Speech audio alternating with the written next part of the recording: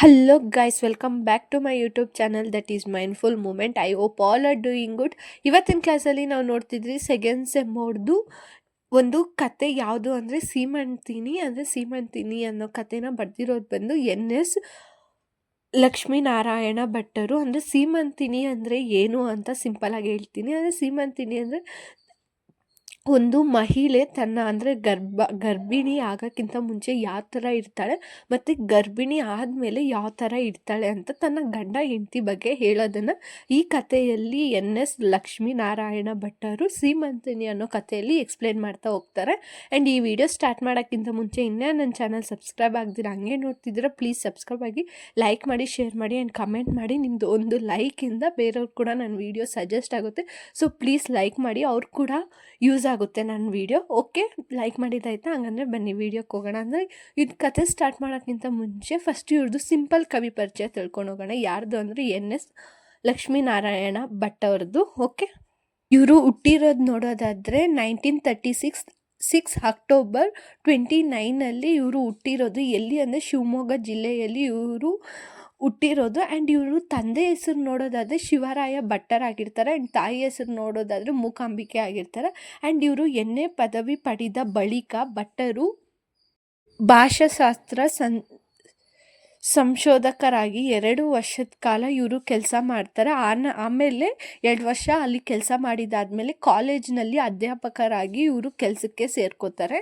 ಮತ್ತು ಇವ್ರದ್ದು ಕವನ ಸಂಕಲನಗಳನ್ನ ನೋಡೋದಾದರೆ ಸುಳಿ, ದೀಪಿಕಾ, ಬಾರೋ ವಸಂತ ಮುಂತಾದ ಕವನ ಸಂಕಲನಗಳನ್ನ ಇವರು ರಚನೆ ಮಾಡಿದ್ದಾರೆ. ಇದು ಬಂದು ಇವ್ರದ್ದು ಸಿಂಪಲ್ ಕವಿ ಪರಿಚಯ ಆಗಿರುತ್ತೆ. ಯಾರ್ದು ಅಂದರೆ ಎನ್.ಎಸ್. ಲಕ್ಷ್ಮೀನಾರಾಯಣ ಭಟ್ಟರು. ಬನ್ನಿ ಕತೆಗೆ ಹೋಗೋಣ. ಕತೆಗೆ ಹೋಗೋಕ್ಕಿಂತ ಮುಂಚೆ ಅಕಸ್ಮಾತ್ ಕತೆ ಎಲ್ಲ ಕೇಳಿ ನಮಗೆ ಅಂದರೆ ಪ್ರಿಪೇರ್ ಆಗೋಕ್ಕೆ ನೋಟ್ಸ್ ಬೇಕು, ನೋಟ್ಸ್ ಇಲ್ಲ ಅಂತ ಟೆನ್ಷನ್ ಇದೆ, ನೀವೇನು ವರಿ ಮಾಡ್ಕೊಬಿಡಿ. ನನ್ನ ಹತ್ರ ನೋಟ್ಸ್ ಅನ್ನೋದು ಅವೈಲೇಬಲ್ ಇದೆ. ನಿಮ್ಗೇನಾದರೂ ಪ್ರಿಪೇರ್ ಆಗೋಕ್ಕೆ ಅಂದರೆ ಕನ್ನಡ ಫುಲ್ ಎಲ್ಲ ಲೆಸನ್ನು ಆ್ಯಂಡ್ ಪೋಯಮ್ಸು ನನ್ನ ಹತ್ರ ಅವೈಲೇಬಲ್ ಇದೆ. ನೋಟ್ಸು ನಿಮ್ಗೇನಾದರೂ ಬೇಕು ಅಂದರೆ ಡಿಸ್ಕ್ರಿಪ್ಷನಲ್ಲಿ ವಾಟ್ಸಪ್ ನಂಬರ್, ಇನ್ಸ್ಟಾ ಲಿಂಕ್ ಇರುತ್ತೆ. ಎಲ್ಲನ ಬಂದು ನೀವು ಮೆಸೇಜ್ ಮಾಡಿದ್ರೆ ನಿಮಗೆ ನೋಟ್ಸ್ ಅನ್ನೋದು ಸಿಗುತ್ತೆ. ಬಟ್ ನೀವು ಅದಕ್ಕೆ 30 ರೂಪೀಸ್ ಪೇ ನೋಟ್ ಅನ್ನೋದನ್ನ ಪೇ ಮಾಡಬೇಕಾಗಿರುತ್ತೆ. ಬೇಕು ಅಂದರೆ ಮೆಸೇಜ್ ಮಾಡಿ. ಓಕೆ, ಬನ್ನಿ ಕತೆಗೆ ಹೋಗೋಣ. ಈ ಕಥೆಯಲ್ಲಿ ಮೇನ್ ಕ್ಯಾರೆಕ್ಟರ್ಸ್ ಅನ್ನೋದನ್ನು ನಾವು ನೋಡೋದಾದರೆ ಬೇರೆ ಇಬ್ಬರೇ ಮೇನ್ ಕ್ಯಾರೆಕ್ಟರ್ಸ್. ಯಾರಂದರೆ ಫಸ್ಟು ಬಂದು ಗಂಡ ಇರ್ತಾನೆ ಮತ್ತು ಅವರ ಹೆಂಡತಿ ಅಂದರೆ ಗರ್ಭಿಣಿಯಾಗಿರುವ ಹೆಂಡತಿ, ಇಬ್ಬರು ಬಂದು ಮೇನ್ ಕ್ಯಾರೆಕ್ಟರ್ಸು. ಆ್ಯಂಡ್ ಕತೆ ಪ್ರಾರಂಭವಾಗೋದು ಬಂದು ಈ ಥರ ಕವಿನೇ ಹೇಳ್ತಾ ಬರ್ತಾರೆ. ಏನು ಅಂದರೆ ಹೆಣ್ಣು ಮಗಳು ಗರ್ಭಿಣಿ ಆದಮೇಲೆ ಅವಳಲ್ಲಿ ಏನೆಲ್ಲ ಬದಲಾವಣೆ ಆಯಿತು. ಆ್ಯಂಡ್ ಅಂದರೆ ಗರ್ಭಿಣಿ ಆಗೋಕ್ಕಿಂತ ಮುಂಚೆ ಹೇಗಿದ್ಲು ಮತ್ತು ಗರ್ಭಿಣಿ ಆದಮೇಲೆ ಅವಳಲ್ಲಿ ಏನೇನೆಲ್ಲ ಬದಲಾವಣೆ ಬಂತು ಮತ್ತು ಅವ್ರ ಗಂಡನ್ನು ಅವಳು ಯಾವ ರೀತಿ ನಡೆಸ್ಕೊತಾ ಇದ್ದಾಳೆ ಗರ್ಭಿಣಿ ಆದಮೇಲೆ ಅನ್ನೋದನ್ನು ಹೇಳ್ತಾ ಬರ್ತಾರೆ ಕವಿ. ಗಂಡನ ಪಕ್ಕದಲ್ಲಿ ಬಂದು ಗರ್ಭಿಣಿ ಆಗಿರೋ ಅಂದರೆ ಅವ್ರ ಹೆಂಡತಿ ಕುತ್ಕೊಂಡಾಗ ಅವಳಲ್ಲಿ ಏನೋ ವ್ಯತ್ಯಾಸವನ್ನು ಅವನು ಗಮನಿಸ್ತಾನೆ. ಹೆಂಗೆ ಅಂದರೆ ಅವನ್ನ ಒಳ್ಳೆ ಅಂದರೆ ಕಂದನ ರೀತಿಯಲ್ಲಿ, ಅಂದರೆ ಯಾವ ರೀತಿ ಅಂದರೆ ಇವಾಗ ಮಕ್ಕಳನ್ನ ಮುದ್ದಾಡಿ ಮಾತಾಡಿಸೋ ರೀತಿಯಲ್ಲಿ ಅವರ ಗಂಡನ್ನ ಅವಳು ಮಾತಾಡಿಸ್ತಾಳೆ. ಆ್ಯಂಡ್ ಅವನೇನ ಅವಳನ್ನ ಅಪ್ಕೊಳಕ್ಕೆ ಹೋದರೆ ಹೇಗೆ ತಪ್ಪು ಮಾಡಿದ ಮಕ್ಕಳನ್ನ ಮಡಿಲಲ್ಲಿ ಹಾಕಿ ಕ್ಷಮಿಸ್ತಾರಲ್ವ, ಆ ರೀತಿ ಅಂತ ಗರ್ಭಿಣಿಯಾಗಿರೋ ಹೆಂಡತಿ ಅವನ್ನ ಕ್ಷಮಿಸ್ತಾಳಂತೆ ಅಂತ ಹೇಳ್ತಾರೆ. ಮತ್ತು ಗಂಡ ಹೇಳ್ತಾನೆ ಏನು ಅಂದರೆ ದಿನವೆಲ್ಲ ಅಹಂಕಾರದಿಂದ ಮತ್ತು ಕೋಪದಿಂದ ಗಲೀಜಾಗಿರುವ ಪಾತ್ರೆಗಳನ್ನ ಅಂದರೆ ಮನೇಲಿರುವ ಪಾತ್ರೆಗಳನ್ನೆಲ್ಲ ಸ್ವಚ್ಛ ಮಾಡ್ತಿದ್ದವಳು ಇವಳೇನಾ ಅಂತ ಕ್ವಶನ್ ಮಾರ್ಕ್ ಹಾಕ್ಕೊತಾರೆ ಅವರೇನೆ. ಮತ್ತು ಹೇಳ್ತಾರೆ ಏನು ಅಂದರೆ ಮದುವೆ ಆಗಿ ಒಬ್ಬ ಹೆಣ್ಣು ಮಗಳು ಮನೆಗೆ ಬಂದರೆ ಅವಳಿಗೆ ಅಷ್ಟೊಂದು ಜವಾಬ್ದಾರಿ ಅನ್ನೋದು ಇರಲ್ಲ. ಆ್ಯಂಡ್ ಕೆಲಸನ ಕೂಡ ಬೇಕಾಬಿಟ್ಟು ಅವಳು ಮಾಡ್ತಾ ಇರ್ತಾಳೆ ಮನೆಯಲ್ಲಿ. ಅದೇ ಹೆಣ್ಣು ಮಗು ಗರ್ಭಿಣಿ ಆದ ಮೇಲೆ ಅವಳಲ್ಲಿ ಇಷ್ಟೆಲ್ಲ ಬದಲಾವಣೆ ಬರುತ್ತೆ ಅನ್ನೋದನ್ನು ಈ ಕಥೆಯಲ್ಲಿ ಕವಿ ಹೇಳ್ತಾ ಬರ್ತಾರೆ. ಅತ್ತೆ ಹೇಳ್ತಾರೆ ಏನು ಅಂದರೆ ತಾಯಿ ಆಗೋಕ್ಕಿಂತ ಮುಂಚೆ ತನ್ನ ಹೆಂಡತಿ ಅವನ ಮೇಲೆ ಯಾವ ರೀತಿ ಕೋಪ ಮಾಡ್ಕೋತಿದ್ಲು ಮತ್ತು ಪ್ರೀತಿಯನ್ನು ತೋರಿಸ್ತಿದ್ಲು ಅಂತ ಹೇಳಿ, ಮತ್ತು ಇದ್ದಕ್ಕಿದ್ದಂಗೆ ಆಕೆ ತನ್ನ ಪಕ್ಕದಲ್ಲಿ ಬಂದು ಕೂತ್ಕೊಂಡಾಗ ಅವಳಲ್ಲಾಗಿರುವ ವ್ಯತ್ಯಾಸವನ್ನು ಕಂಡು ಮತ್ತಷ್ಟು ಆಶ್ಚರ್ಯ ಪಡ್ತಾನೆ ತನ್ನ ಹೆಂಡತಿಯನ್ನು ಕಂಡು. ಮತ್ತು ಅಂದರೆ ಅವರ ಗಂಡನ ಮದುವೆ ಆದಮೇಲೆ ಅವಳು ತನ್ನ ಗಂಡನ ಹಿಂದೆ ಬಂದು ಅವನ ಬೆನ್ನ ಹಿಂದೆ ತೂಗುತ್ತಿದ್ದವಳು ಇವಳೇನಾ, ಅಂದರೆ ಗರ್ಭಿಣಿಯಾದ ಹೆಂಗ್ಸ್ ಬಗ್ಗೆ ಹೇಳ್ತಿರೋದು.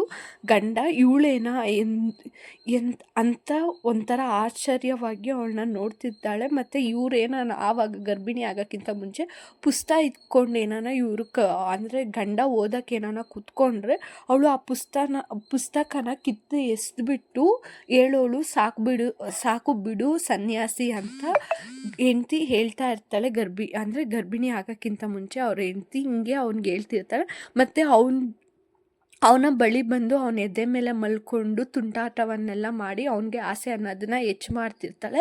ಆದರೆ ಇವಾಗ ಅವಳು ಬೆಳದಿಂಗಳ ಬೆಳಕಿನಲ್ಲಿ ಗರ್ಭವನ್ನು ಧರಿಸ್ಕೊಂಡು ಎಷ್ಟು ಸುಂದರವಾಗಿ ಕಾಣಿಸ್ತಿದ್ದಾಳೆ ಅಂತ ಅವರ ಗಂಡ ಗರ್ಭಿಣಿಯಾದ ಹೆಂಡತಿಯ ಬಗ್ಗೆ ಹೇಳ್ತಾನೆ. ಆ್ಯಂಡ್ ಅವಳನ್ನ ಸೀಮಂತನ, ಅಂದರೆ ಗರ್ಭಿಣಿ ಆದಮೇಲೆ ಸೀಮಂತನ ಮಾಡ್ತಾರಲ್ಲ, ಆ ಟೈಮಲ್ಲಿ ತನ್ನ ಗಂಡನ ಕಣ್ಣಿಗೆ ಅವಳು ನನಗೆ ಗರ್ಭಿಣಿಯಾದ ಹೆಂಗೆ ಕಾಣಿಸ್ತಿರ್ತಾಳೆ ಅಂದರೆ ಜಗದಾಂಬೆ ರೀತಿಯಲ್ಲಿ ಗರ್ಭಿಣಿಯಾಗಿರೋ ಹೆಂಗಸು ತನ್ನ ಗಂಡನ ಕಣ್ಣಿಗೆ ಕಾಣಿಸ್ತಿರ್ತಾರೆ ಅಂತ ಕವಿ ಹೇಳ್ತಾರೆ. ಒಲೆ ಮೇಲೆ ಅನ್ನ ಸೀತಿದ್ರು ಕೂಡ ಮೊನ್ನೆ ತನ್ನ ಹೆಂಡತಿ ಗರ್ಭಿಣಿ ಆದಮೇಲೆ ಏನು ಮಾಡ್ತಾಳೆ ಅಂದರೆ ಹಾಲಲ್ಲಿ ಬಿದ್ದಿರುವ ಇರುವೆಗಳನ್ನ ನೆಲಕ್ಕೆ ಒಂದೊಂದೇ ತೆಗೆದು ಅವು ಹೋಗಲಿ ಅಂತ ಬಿಡ್ತಿರ್ತಾಳೆ. ಆದರೆ ಗರ್ಭಿಣಿ ಆಗೋಕ್ಕಿಂತ ಮುಂಚೆ ಎಲ್ಲಾದರೂ ಇರುವೆ ಕಂಡ್ರೆ ಸಾಕು ಅದನ್ನು ಪೊರ್ಕೆ ತಗೊಂಡು ಹೊಡಿತಿದ್ಲಂತೆ. ಅವಳೇನ ಇವಳು ಅಂತ ತನ್ನ ಗಂಡ ಕ್ವಶನ್ ಮಾಡ್ತಾನೆ. ಅಂದರೆ ಗರ್ಭಿಣಿ ಆಗೋಕ್ಕಿಂತ ಮುಂಚೆ ಇರುವೆನ ಹೊಡಿತಿದ್ರು, ಗರ್ಭಿಣಿ ಆದಮೇಲೆ ಹಾಲಲ್ಲಿ ಬಿದ್ದಿರೋ ಇರುವೆನ ಸಹ ಅದನ್ನು ಎತ್ತು ನೆಲಕ್ಕೆ ಬಿಡ್ತಿದ್ದಾಳೆ, ಇವಳೇನ ಅವಳು ಅಂತ ಕ್ವಶನ್ ಆಗ್ತಾಳೆ. ಮತ್ತು ಏನಾದರೂ ತನ್ನ ಗಂಡ ಆ ಇರುವೆನ ಹೊಡಿತಿರೋದನ್ನು ಕಂಡು ಪಾಪ ಅಂತ ಏನಾದರೂ ತನ್ನ ಹೆಂಡತಿಗೆ ಅಂದರೆ ಅದಕ್ಕೆ ಅವಳು ಹೆಂಡತಿ ಏನನ್ನೋಳಂದರೆ ಆ ಪಾಪ ಅನ್ನೋ ಪದನ ಕೇಳಿಸ್ಕೊಂಡು ಅವಳು ಶುದ್ಧ ಕನ್ನಡಿಗ ನೀನು ಅಂತ ಗಂಡನ ಚೇಷ್ಟೆನ ಮಾಡ್ತಿದ್ಲಂತೆ, ಅಂದರೆ ಗರ್ಭಿಣಿ ಆಗೋಕ್ಕಿಂತ ಮುಂಚೆ. ಮತ್ತು ಅಂದರೆ ಗರ್ಭಿಣಿ ಆದಮೇಲೆ ಅವಳಲ್ಲಿ ಆಗೋ ಬದಲಾವಣೆನೆಲ್ಲ ನೋಡಿಕೊಂಡು ಅವಳು ಗರ್ಭಿಣಿ ಆದ ಮೇಲೆ ಅವಳು ಹೊಟ್ಟೆ ಬೆಳೀತಿರುತ್ತಲ್ಲ, ತನ್ನ ಹೊಟ್ಟೆನ ಸವರ್ಕೊಂಡು ತಾಯಿಯಾಗಿರೋ ಅನುಭವವನ್ನು ಆನಂದ ಪಡ್ತಾಳೆ. ಹೇಗೆ ಯಶೋದೆ ತನ್ನ ಕೃಷ್ಣನಿಗೆ ಬೆಣ್ಣೆಯನ್ನು ಕೊಟ್ಟು ತಲೆನ ಸವರ್ತಾರಲ್ಲ, ಆ ರೀತಿ ಗರ್ಭಿಣಿಯಾಗಿರೋ ಹೆಂಗಸು ತನ್ನ ಹೊಟ್ಟೆಯನ್ನು ಸವರ್ಕೊಂಡು ಅಂದರೆ ಖುಷಿನ ಪಡ್ತಾ ಇರ್ತಾರೆ ಅಂತ ಗಂಡ ಗರ್ಭಿಣಿ ಹೆಂಗಸನ್ನ ನೋಡಿ ಹೇಳ್ತಾರೆ. ಆಮೇಲೆ ಮೊದಲು ಅವಳು ಗರ್ಭಿಣಿ ಆಗೋಕ್ಕಿಂತ ಮುಂಚೆ ಸಿನಿಮಾ, ಹೋಟೆಲ್ಲು ಅಂತ ಟೈಮ್ ಸಿಕ್ಕಿದ್ರೆ ಸಾಕು ಅದೆಲ್ಲ, ಅಂದರೆ ಅವಳಿಗೆ ಅಂದರೆ ತಿನ್ನೋದು, ಅಲ್ಲಿಯೋ ಚಪ್ಪಲ ಎಲ್ಲ ಇರುತ್ತೆ. ಆದರೆ ಈಗ ಸಮಯ ಸಿಕ್ಕಿದ್ರೆ ಸಾಕು ತನ್ನ ಗಂಡ, ಅಂದರೆ ಗರ್ಭಿಣಿ ಆದಮೇಲೆ ಸಮಯ ಸಿಕ್ಕಿದ್ರೆ ಸಾಕು ತನ್ನ ಗಂಡನ ಜೊತೆಗೆ ದೇವಸ್ಥಾನದ ಯಾತ್ರೆಯನ್ನು ಮಾಡ್ತಾಳೆ. ಮತ್ತು ಮುಡಿ ತುಂಬ ಹೂವನ್ನ ಮುಡ್ಕೊಂಡು ಮತ್ತು ಹಣೆ ತುಂಬ ಕುಂಕುಮನ ಹಚ್ಕೊಂಡು ಮತ್ತು ಕೈ ತುಂಬ ಬಳೆನ ತೊಡಿಸ್ಕೊಂಡು ಇರ್ತಾಳೆ ಅಂತ ಗಂಡ ತನ್ನ ಗರ್ಭಿಣಿಯಾದ ಹೆಂಗಸಿನ ಬಗ್ಗೆ ಹೇಳ್ತಾಳೆ. ಮತ್ತು ಅವಳು ಹೆಂಗೆ ಅಂದರೆ ಅವಳು ಸುಂದರವಾದ ಮುಖವನ್ನು ಅವ್ರ ಗಂಡ ಕಂಡು ಹೇಳ್ತಾರೆ, ಹೇಗೆ ಕಾರ್ತಿಕ ಮಾಸದಲ್ಲಿ ಹೇಗೆ ಆಕಾಶ ನೋಡಲು ಸುಂದರವಾಗಿರುತ್ತದೆ ಹಾಗೆ ಅವಳ ಮುಖದಲ್ಲಿ ಕಳೆ ಸುಂದರವಾಗಿ ಕಾಣ್ತಿದೆ ಅಂತ ಗಂಡ ಗರ್ಭಿಣಿಯಾದ ಹೆಂಡತಿ ಬಗ್ಗೆ ಹೇಳ್ತಾನೆ. ಮತ್ತು ಹೇಳ್ತಾನೆ, ಅವಳಿಗೋಸ್ಕರ ಒಂದು ಸುಂದರವಾದ ಹಾಡನ್ನು ಆಡಬೇಕು ಅಂತ ಮನಸ್ಸಿನಲ್ಲೇ ಅಂದ್ಕೊಂಡು ಅವಳ ನಗುವನ್ನು ಕಾರ್ತಿಕ ಮಾಸದ ಆಗಸಕ್ಕೆ ಹೋಲಿಸ್ತಾನೆ. ಮತ್ತು ಹೇಳ್ತಾನೆ, ಆಕೆಯ ಕಣ್ಣು ಹುಣ್ಣಿಮೆಯ ഇരുಳಿನಂತೆ ಅಗಲವಾಗಿ ಅರಳಿದೆ ಅಂತ ಆಕೆಯ ಸೌಂದರ್ಯವನ್ನು ವರ್ಣನೆ ಮಾಡುತ್ತಾ ದೇವಸ್ಥಾನಕ್ಕೆ ಬಂದಿರ್ತಾರಲ್ಲ, ದೇವಸ್ಥಾನದ ಮುಂದೆ ಒಳಗಡೆ ಹೆಜ್ಜೆಯನ್ನು ಜೊತೆಗೆ ಹಾಕ್ತಾ ಇರ್ತಾರೆ. ಆದರೆ ಅವಳ ಕೈಯಲ್ಲಿ ಹೆಜ್ಜೆ ಹಾಕೋಕ್ಕೆ ಮುಂದೆ ಆಗ್ತಾ ಇರಲ್ಲ. ಆದರೂ ಸಹ ಅವಳ ಮನಸ್ಸಲ್ಲಿ ಬೇರೆ ಏನೋ ಭಾವನೆ ಇರುತ್ತೆ. ಆಮೇಲೆ ಮುಂದೆ ನಡ್ಕೊಂಡು ಹೋಗೋವಾಗೆಲ್ಲ ಪ್ರತಿಯೊಂದು ಹೆಜ್ಜೆ ಹಾಕೋವಾಗೆಲ್ಲ ಸಿಗುವ ಗುಡಿಗಳು, ಅಂದರೆ ದೇವಸ್ಥಾನದಲ್ಲಿ ಎಷ್ಟು ಗುಡಿಗಳಿರುತ್ತಲ್ಲ, ಆ ಸಿಗುವ ಗುಡಿಗಳ ಮುಂದೆ ಎಲ್ಲ ನಮಸ್ಕರಿಸಿ ತನ್ನ ಮಗುವನ್ನು ರಕ್ಷಣೆ ಮಾಡು ಮತ್ತು ಎಲ್ಲರನ್ನೂ ರಕ್ಷಣೆ ಮಾಡು ಅಂತ ದೇವರಲ್ಲಿ ಬೇಡ್ಕೊಡ್ತಾ ಇರ್ತಾಳೆ ಗರ್ಭಿಣಿಯಾದ ಹೆಂಡತಿ ಅಂತ ತನ್ನ ಗಂಡ ಹೇಳ್ತಾನೆ ಹೆಂಡತಿ ಬಗ್ಗೆ.